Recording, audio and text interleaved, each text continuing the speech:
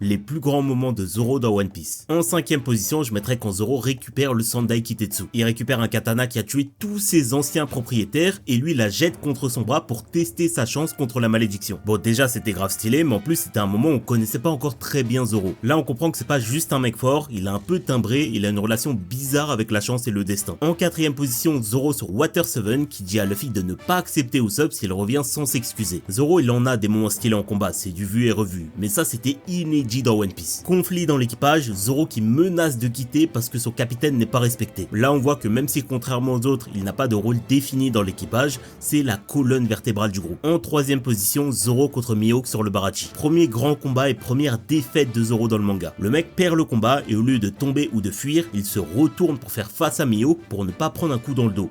C'était dingue. Et derrière, t'as la promesse à Luffy en chialant de ne plus jamais perdre. Avant les deux premiers, si t'aimes le concept, n'hésite pas à t'abonner, on le fera pour tout le reste de l'équipage. Merci à Ange, Atel et Pepito, les 3 derniers abonnés. En 2ème position, Zoro contre Kaido sur le toit. On a Zoro, même pas un capitaine, qui se retrouve avec des monstres sur le toit, et Killer, et qui parvient à blesser Kaido, un Yonko, la créature la plus forte du monde. Même Big Mom était choqué par le coup. Là, tu comprends que c'est bon, Zoro il est dans la cour des grands, c'est plus le moment où il galérait à trouver Pika. Et en première position, bien évidemment, la scène il ne s'est rien passé sur Thriller Bark. Est-ce qu'il y a besoin de dire quoi que ce soit même? Zoro qui dit à Kuma de prendre sa tête à la place de celle de son capitaine, qui abandonne ses rêves pour Luffy. Déjà rien que ça c'était une dinguerie. Après t'as Kuma qui lui propose de prendre toute la souffrance de Luffy à la place. Zoro accepte et on le retrouve dans une mare de sang, toujours debout, disant qu'il ne s'est rien passé. C'est pour ça qu'on aime Zoro.